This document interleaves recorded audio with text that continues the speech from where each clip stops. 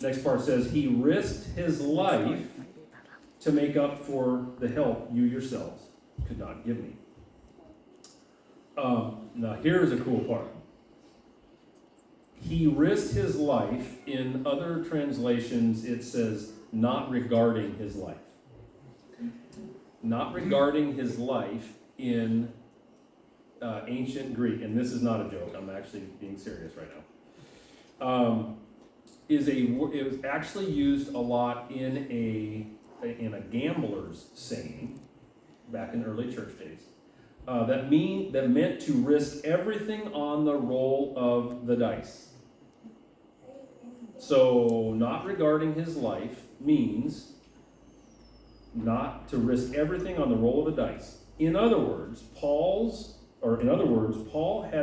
was saying that Epaphroditus was willing to gamble everything for the sake of Jesus.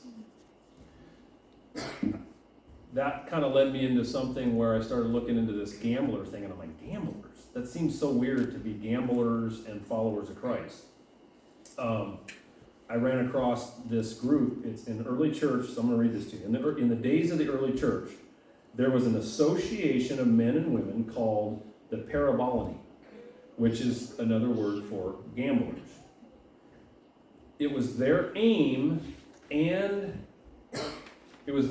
visit prisoners and the sick, especially those who were ill with dangerous and infectious diseases. In AD 252, plague broke out in Carthage. The heathens threw the bodies of their dead out on the street and fled in terror.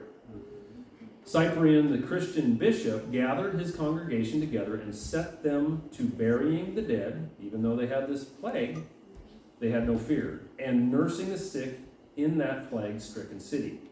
And by doing so, they saved the city at the risk of their lives from destruction and desolation. They're called gamblers. How cool is that? That's not what you think of when I say gambler. But now, this group of people, if you go back to what that definition actually is in the ancient Greek, is willing to give their life no matter what, at a roll of the dice. So,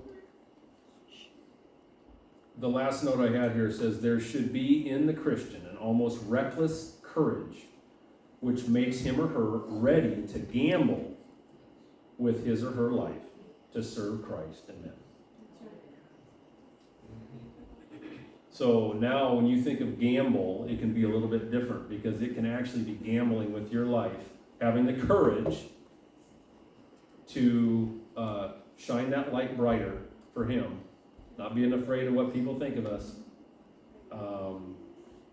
But like these guys at the last part of this chapter, Timothy and Epaphroditus, these guys were servants. And it didn't matter what happened. As Paul said, this guy almost died, and he was giving his life for Christ. That's easy to talk about. It's a lot more of a serious thing when you actually do it. And Stephen was one of the first gamblers. That's totally true. Right.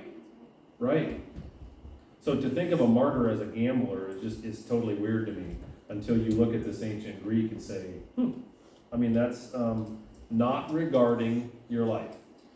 Not regarding your life. That's opposite of what we're not programmed to be like, to do that. We're programmed to, self-preservation, right? So, we made it. The kids were good. Yeah. Everybody